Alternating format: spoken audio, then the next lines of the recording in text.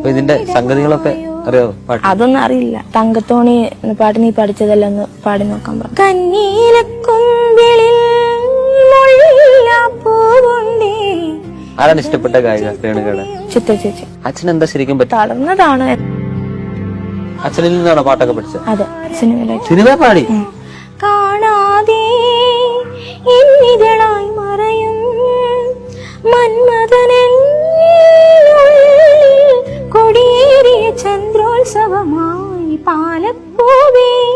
വയനാട്ടിലെ പണിയ സമുദായത്തിനിടയിൽ നിന്നും കേരളമൊട്ടാകെ ഉറ്റുനോക്കിയ ഒരു ഗായികയാണ് ഇന്ന് നമുക്കൊപ്പം ഉള്ളത്. ഇന്ദ്രനീലിമയോലും ഈ മിഴിപ്പൊയ്കകളിൽ ഇന്നലെ നിൻ